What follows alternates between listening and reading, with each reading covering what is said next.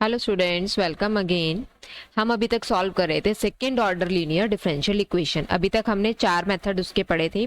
आज हम एक न्यू मेथड पढ़ने वाले हैं, that is the method of undetermined coefficients. ठीक है, अब देखो इस मेथड में क्या करना है। एक तो खास बात कि इसमें जरूरी नहीं है आपकी सेकेंड ऑर्डर इक्वेशन आए, इसमें कोई भी ऑर्डर की आएगी लेकिन विद कॉन्स्टेंट कोफिशिएंट आएंगी।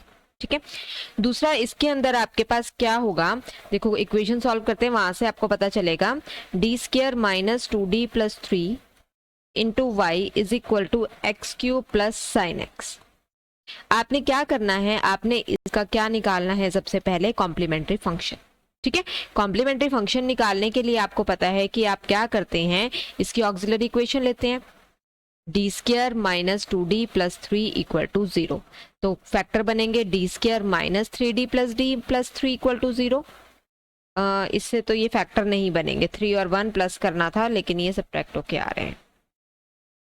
तो हम क्या करते हैं, कैसे निकाल सकते हैं इसको, d is equal to minus B plus minus under root b square minus 4ac upon 2a। So that means 2 plus minus 4 minus 12 is minus 8 upon 2. तो 2 plus minus 4 to 8 होता है तो 2 रूट 2 आ जाएगा, 4 का स्क्वायर रूट 2, एक 2 root 2 अंदर और minus 1 के लिए आयोटा अपॉन 2। इस 2 से ये कैंसिल आउट हो जाएगा तो 1 plus minus under root 2 iota. ठीक, तो कॉम्प्लीमेंट्री फंक्शन हम कैसे लिख सकते हैं, e raise to power x, एक तो ये कांस्टेंट के लिए, c1 रूट 2 के corresponding cos root 2x plus c2 sine root 2x।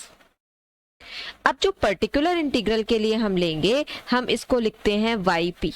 इसको हम खुद से लिखते हैं, कैसे लिखते हैं, जिस टाइप की टर्म आपके पास इस साइड पे होगी उसी हिसाब से हमने यहाँ पर टर्म लिखनी है। क्या है हमारे पास इसको लिखने के रूल्स। सबसे पहली बात, आपने x की अगर कोई पावर में टर्म है, आपने तीन ही तरह के फंक्शंस पढ़े हैं, या तो एक्सपोनेंशियल वाले आएंगे या x की पावर में आएंगे या साइन कॉस में आपके पास आएंगे। ठीक है, तो अगर आपके पास x की पावर में है तो यहाँ x की मैक्सिमम जितनी भी पावर है, सपोज अभी तो x क्यूब लिखा है, अगर यहाँ पे x प्लस x की पावर 5 हो जाता तो जितना भी है यहाँ पर उतने डिग्री का एक पॉलिनोमियल लिख देते। जैसे सपोज 3 है तो हम इसे लिखेंगे a x cube plus b x square plus c x plus t.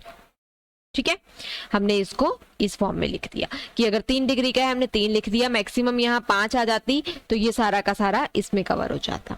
ठीक है, फिर प्लस है तो यहाँ पे मैंने लगा दिया प्लस। यहाँ पे क्या है, अब साइन एक्स, जब भी साइन एक्स या कॉज एक्स आएगा तो आपने क्या लिखना है, डी तक हो चुका है, E into sine x plus F into cos x. दोनों टर्म्स आपने लगानी है, क्योंकि आपके पास अगर साइन एक्स होगा तो आपने साइन एक्स कॉज एक्स लगाना है, कॉज एक्स होगा तो भी साइन एक्स कॉज एक्स लगाना है, मतलब दोनों टर्म्स आपके पास आएंगे। देखो कॉम्प्लीमेंट्री फंक्शन में भी क्या होता है, यहाँ पर अगर आपके पास कोई इमेजिनरी नंबर आता है तो हम साइन और कॉज दोनों लगाते हैं, तो इसी तरीके से यहाँ पर भी आपके पास अगर साइन आएगा तो आपने साइन या कॉज दोनों लगाने हैं, कॉज आएगा तो भी साइन और कॉज दोनों लगाने। अगर ये दोनों प्रोडक्ट में होते एक्स क्यूब साइन एक्स तो मैं इन दोनों का प्रोडक्ट कर देती, अभी ये दोनों सम में है तो मैंने इनको सम में लिख दिया है। ठीक है, बस अब क्या करना है, हमारे पास जो भी इक्वेशन थी, हमारे पास इक्वेशन थी D square minus 2d plus 3, तो मुझे सेकेंड ऑर्डर तक डेरिवेटिव चाहिए। मैंने डेरिवेटिव निकाली, इसकी डेरिवेटिव क्या होगी, 3a x square 2bx plus c और d की डेरिवेटिव 0, ई साइन की डेरिवेटिव कॉस एक्स, कॉस की डेरिवेटिव माइनस साइन एक्स। अब सेकेंड ऑर्डर डेरिवेटिव भी चाहिए, मैंने सेकेंड ऑर्डर डेरिवेटिव भी निकाल दी, 6ax plus 2b plus e cos की derivative minus sine x, minus ये ऑलरेडी था, साइन की डेरिवेटिव कॉस एक्स, ये हो गया। ठीक है, तो इक्वेशन जो थी उसके अंदर हम पुट करते हैं d square minus 2d plus 3 into Y is equal to x cube plus sine x. ठीक है, तो ये आपके पास जो पर्टिकुलर इंटीग्रल है पूरी इक्वेशन का सॉल्यूशन होता है, तो मैंने इक्वेशन के अंदर ये वैल्यूज पुट करनी है, दिस इज द प्रोसेस। तो मैंने ये वैल्यूज यहाँ पर जब पुट की तो D square of Y P, D square of Y P मतलब 6ax plus 2b minus e sine x minus F cos x, ये हो गया डी स्क्वायर। -2 टाइम्स डी चाहिए, डी भी लिख लेते हैं अब इसके बाद। डी मतलब डेरिवेटिव, डेरिवेटिव क्या थी 3ax² प्लस 2bx प्लस सी, माइनस ये था ना -2 ये बाहर ही रहेगा इस टर्म के भी, -2 से मल्टीप्लाई करना था, मैंने इसको भी -2 से मल्टीप्लाई किया, इसको भी -2 से मल्टीप्लाई किया। ये क्या है e cos x minus f sin x, ठीक है, -2 डी लिख दिया, प्लस 3 के साथ y मल्टीप्लाई होगा, y यानी कि ये टर्म, तो 3 के साथ पूरी टर्म मल्टीप्लाई होगी, ax³ plus bx² plus cx plus d plus ये भी 3 से मल्टीप्लाई होगी, 3 into e sine x plus f cos x equal to क्या आ रहा है x³ प्लस साइन x। अब इसके साथ y नहीं आएगा, ये d² y ही था, d² y की वैल्यू थी, ये जो वैल्यू आई है ये d² y ही आया है, तो मैंने ये d² y ही लिखा है। फिर -2 ये dy था, ये dy की टर्म आ गई, इसको मैंने -2 से मल्टीप्लाई कर दिया, प्लस 3 था तो ये y dy मतलब जो y वाली टर्म थी इसको मैंने 3 से मल्टीप्लाई कर दिया, equal to right hand side. अब क्या करना है हमने, हमारा प्रोसेस क्या है, हम दोनों साइड की टर्म्स को इक्वेट करते हैं और हम इन कॉफिशिएंट्स को निकालते हैं। हमारा मेथड क्या था, मेथड ऑफ अनडिटरमाइंड कॉफिशिएंट्स। तो कॉफिशिएंट्स हमने कितने लिए, a b c d e और f, ये हमारे अनडिटरमाइंड कॉफिशिएंट्स है, तो हमने इनकी वैल्यू निकालनी है। तो सबसे पहले कांस्टेंट टर्म्स कलेक्ट करते हैं, ये आ गई इधर से 2b, इधर कोई कांस्टेंट आया है -2c, ये वाला कांस्टेंट आ गया, ये f sin x, इधर से प्लस 3d, ठीक है, ये भी आपके पास कांस्टेंट टर्म आ गई। इसमें कांस्टेंट टर्म नहीं है, यहां पर कांस्टेंट नहीं है, तो ये किसके इक्वल हो गया, 0 के इक्वल। फिर x के साथ वाली टर्म्स कलेक्ट करते हैं। x के साथ यहाँ पे क्या आ रहा है 6a, यहां क्या आ रहा है x के साथ -4b, तो ये हो जाएगा -4b, ठीक है। फिर यहां पर x नहीं है, यहां पर x है, यस 3c, तो प्लस 3c इक्वल टू, यहां पर x नहीं है तो ये भी 0।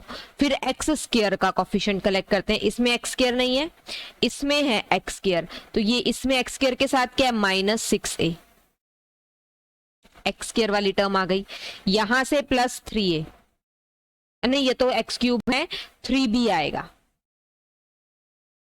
ठीक है, 3b आपके पास यहां से आ गया और -6 से यहां से आ गया, इक्वल टू, इधर x² नहीं है तो ये भी 0। फिर x³ पे चलते हैं, यहां पर x³ नहीं है, इस टर्म में x³ नहीं है, इसमें है, सिर्फ 3a है, x³ के साथ कितना है 3a, और इधर x³ के साथ कोफिशिएंट कितना है 1, क्योंकि यहाँ x³ है। फिर अब sin x वाली टर्म कलेक्ट करते हैं, sin x के साथ इधर कितना आ रहा है -e, इधर sin x के साथ कितना आ रहा है प्लस 2f, ठीक है, इधर sin x के साथ कितना आ रहा है प्लस 3e, यहां sin x के साथ कितना है कोफिशिएंट 1। फिर यहां cos x कलेक्ट करते हैं, -f, cos x के साथ यहां कितना आया -2e, यहां cos x के साथ कितना आया प्लस 3f, इधर cos x के साथ क्या है 0। तो अब इन इक्वेशंस से हमने क्या करना है, हमारे पास जितने आपके पास कांस्टेंट्स आपने लिए थे उतनी ही यहाँ पर इक्वेशंस बन जाएंगी, उतनी इक्वेशन से आपने इन कांस्टेंट्स की वैल्यू निकालनी। a निकल आया 1/3, a आ गया, a की वैल्यू यहाँ पर आई है तो यहाँ पे पुट करके b निकाल सकते हैं, 3b is equal to 6a, ठीक है, तो b इज इक्वल टू 6/3 यानी कि 2a, तो b कितना आ गया 2/3, a निकला है, b निकला है, इस इक्वेशन से c निकाल दें, 3c is equal to 4b, इधर लेके जा रहे हैं, यहाँ 4b नेगेटिव था तो दूसरी साइड प्लस हो जाएगा -6a, 4b कितना हो जाएगा 4 to 8/3 -6a 6/3, 8 - 6 कितना हो गया आपके पास 2/3, तो c कितना आ गया, और c में ये इधर भी 3 था तो इधर 3 से 3 मल्टीप्लाई होगा तो 3/9, 2/9, c निकल आया। अभी लास्ट d भी इधर से निकल जाएगा तो d भी निकाल देते हैं, तब तक यहां से e और f निकालते हूँ। इक्वेशन क्या है 2f, ये हो गया 2f, 3e - e 2e, equal to 1। यहां से कितना आया 3f minus f 2f minus 2e equal to 0। Add कर दे तो 2e से 2e कैंसिल हो जाएगा, तो 2f और 2f 4f is equal to 1। तो f कितना आ गया 1/4। जब f 1/4 है, अच्छा अब इनको सब्ट्रैक्ट कर देते हैं, ये माइनस हो जाएगा ये प्लस हो जाएगा, तो आपके पास क्या आया, तो आपके पास ये कैंसिल हुआ, 4e इज इक्वल टू 1, तो e इज इक्वल टू भी 1/4 आ गया। E निकला, f निकला, अब सिर्फ हमारा d निकालना रह गया। d इस इक्वेशन से निकलेगा, d इस इक्वेशन में है, तो 3d इज इक्वल टू इधर लेके जाएंगे, ये हो जाएगा 2c माइनस 2b, तो 2 इंटू सी यानी कि 4/9 minus 2 into b that is 4/3। LCM कितना आया 9, तो 4 माइनस 12 माइनस 8/9, तो डी आपके पास आ गया minus 8/9।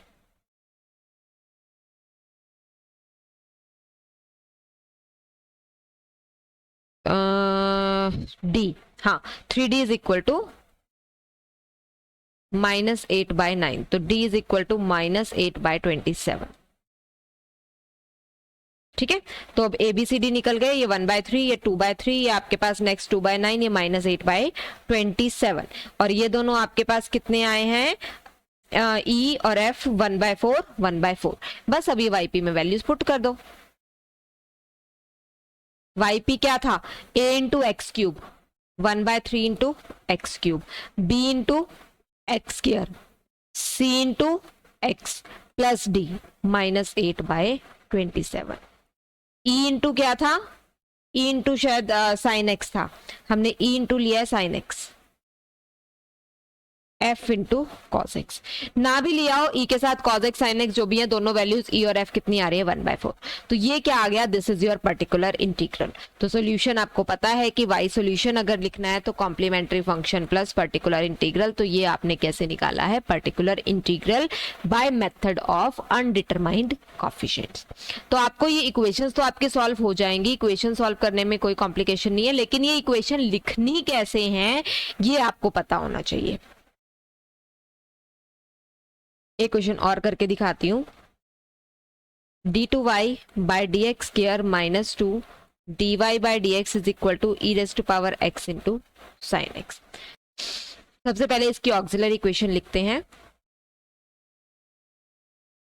D square minus 2d is equal to 0, d common, d minus 2 is equal to 0, तो d की वैल्यू 0 एंड 2, तो कॉम्प्लीमेंट्री फंक्शन क्या आ गया c1, अब e की पावर 0x तो 1 ही हो गया, प्लस c2 e की पावर 2x। अब लिखना है मुझे पर्टिकुलर इंटीग्रल। एक्सपोनेंशियल को मैं सिर्फ constant into e raise to power x लिखती हूँ, लेकिन इसके साथ मल्टीप्लिकेशन में है sin x और cos x, तो एक बार मैं इसके साथ एक्सपोनेंशियल के साथ sin x लिख देती हूँ, एक बार एक्सपोनेंशियल के साथ cos x लिख देती हूँ।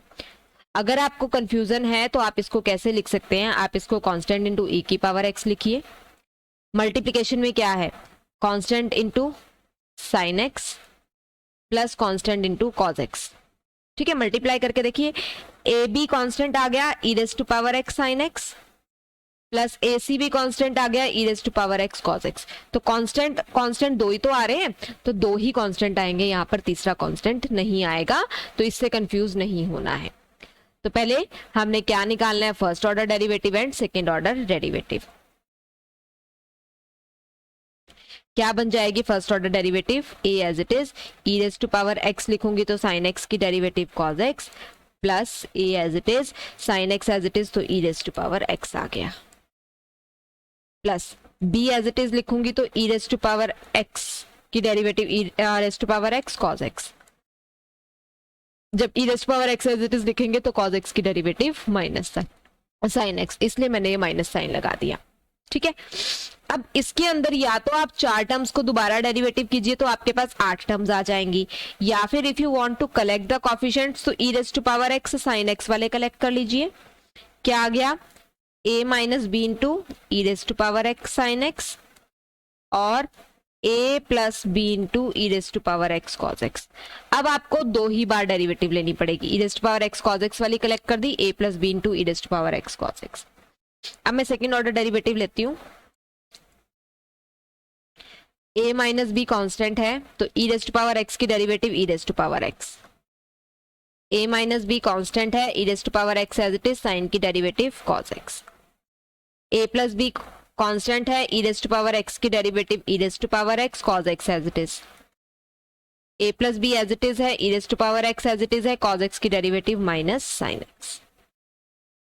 ठीक है, अब इस इक्वेशन के अंदर पुट करना है, क्या आएगा, d square minus 2d into Y is equal to e raise to power x sine x.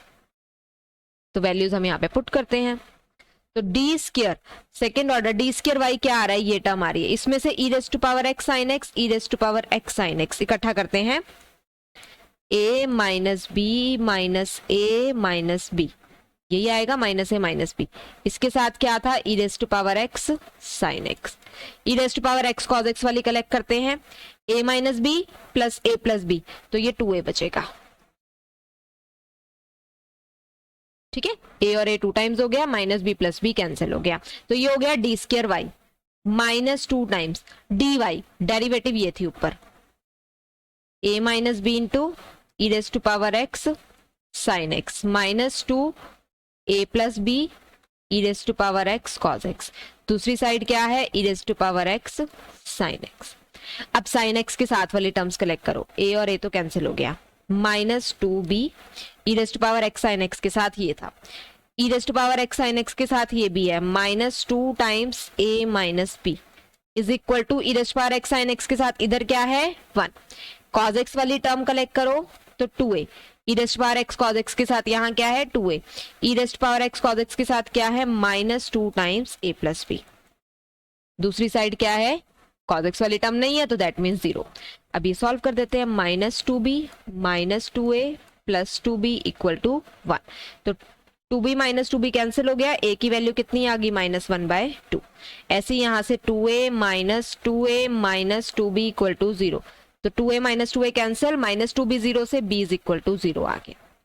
ठीक है, तो a आपके पास कितना आया -1/2, तो पर्टिकुलर इंटीग्रल कितना हो गया -1/2 e raise to power x into sine x. So this is your particular integral -1/2 e raise to power x sine x. Solution आप लिख सकते हैं complementary function plus particular integral. ठीक है, अब इसके अंदर एक छोटा सा ट्विस्ट और आता है, वो ट्विस्ट क्या है, d cube 2d square minus d minus 2 into y e raise to power x plus x square. ठीक है, अब सबसे पहले मैं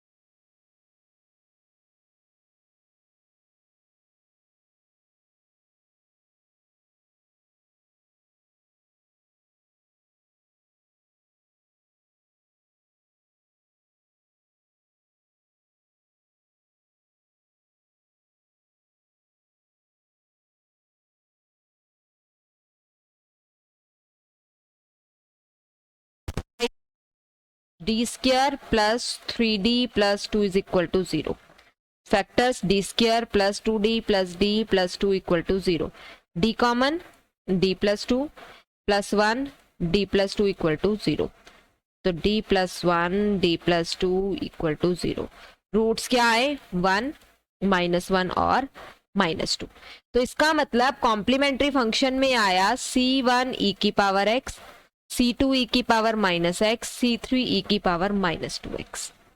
ठीक है, अब देखो इधर भी e की पावर x है, इधर भी e की पावर x है, यहाँ एक्सपोनेंशियल के साथ टर्म लिखनी थी लेकिन यहाँ पे आ चुकी है, तो आपको ये पता है कि जब आपके पास रूट यहाँ पर हमारे पास रिपीट होते हैं तो हम पहली बार x से मल्टीप्लाई करते हैं, दूसरी बार x स्क्वायर से, तीसरी बार x क्यूब से, तो वही काम हम यहाँ पर भी करने वाले हैं। सपोज ये वाली टर्म यहाँ पर आपके पास कॉम्प्लीमेंट्री फंक्शन में आ गई है, तो इसका मतलब जो इसके कॉरेस्पॉन्डिंग मैं पर्टिकुलर इंटीग्रल की टर्म लिखूंगी उसको एक x से मल्टीप्लाई करूंगी। सपोज यहाँ पे एक और बार 1 आ जाता तो यहाँ एक और बार x e की पावर x आ जाता, e रेस पावर x भी आ गया, x e raise power x भी आ गया, 2 बार आ गया, तो मैं यहाँ किससे मल्टीप्लाई कर देती हूँ उस टर्म को x स्क्वायर से, तो e raise to power x के साथ जो टर्म लिखी जाती है that is constant into e raise to power x ही लिखी जाती है, लेकिन इसकी टर्म यहाँ पर आ चुकी है तो मैं इसे x से मल्टीप्लाई कर दूंगी। एक्स स्क्वायर के साथ कॉरेस्पॉन्डिंग क्या टर्म लिखनी है, 2 ऑर्डर का पॉलिनोमियल, 2 डिग्री का पॉलिनोमियल, बी एक्स स्क्वायर सी एक्स प्लस डी। तो this will be your particular integral. ठीक है, उसके बाद आपको पता है कि आपने क्या करना है, आपने इसके डेरिवेटिव्स निकालनी है, दोनों साइड इक्वेशंस लिखनी है और कोफिशिएंट्स को कंपेयर करना है। ठीक, उसमें कोई भी कंफ्यूजन नहीं है, that you can do very easily. एक और लिख के दिखाती हूँ पर्टिकुलर इंटीग्रल जिसका वो कॉम्प्लीमेंट्री फंक्शन में वो यूज हो रहा है।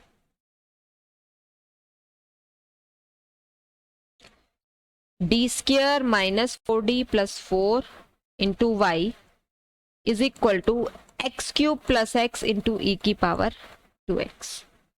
अब एक्सपोनेंशियल और e जो है वो मल्टीप्लाई हो गए, तो पहले देखते हैं कि हमें ऑक्सिलरी इक्वेशन से कोई प्रॉब्लम तो नहीं आ रही। D square minus 4d plus 4 equal to 0, तो this is d minus 2 whole square equal to 0। तो d की दोनों वैल्यूज क्या है, 2 और 2, तो कॉम्प्लीमेंट्री फंक्शन में आ गया c1 e की power 2x plus c2 x e की पावर 2x।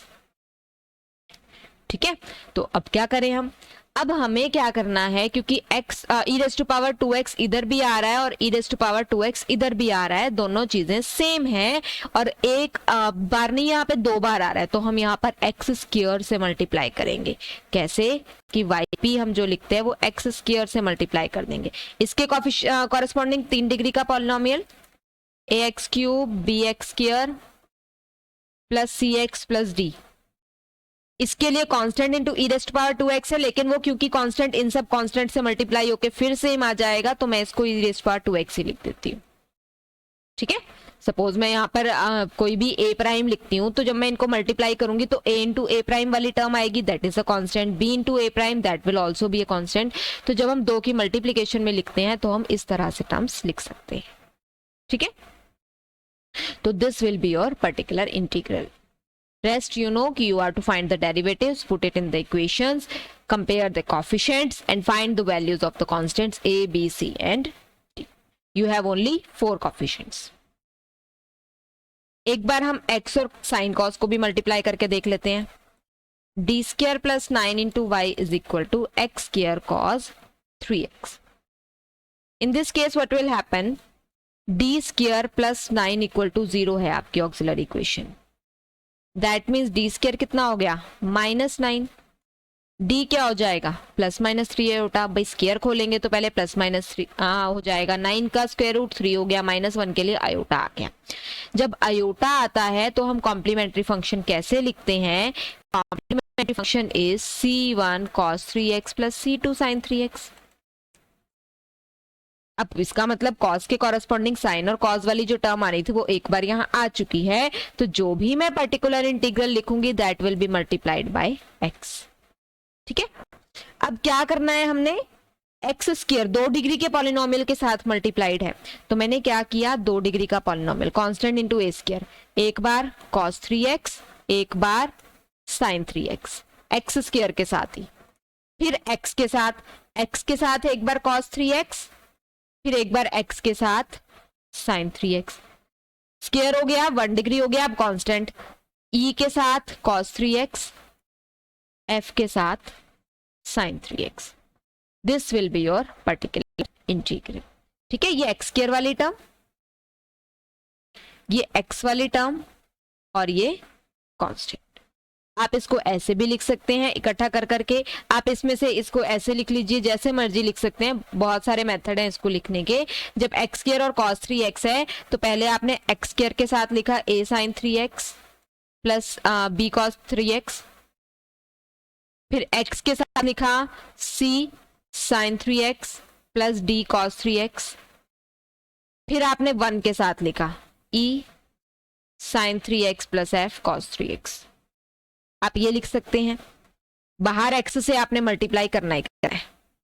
ठीक है, या फिर आप इसको कैसे लिख सकते हैं, पहले आपने कांस्टेंट लिखा ax square plus bx plus c, एक बार इसको cos 3x से मल्टीप्लाई किया, फिर दूसरा पॉलिनोमियल लिखा ex स्क्वायर प्लस abc के बाद d, dx square ex plus f into sin 3x। एक बार साइन के लिए, एक बार कॉस के लिए, या फिर एक बार एक्स स्क्वायर के लिए, एक बार एक्स के लिए, एक बार कांस्टेंट के लिए। तो किसी एक चीज को आप खोल सकते हैं।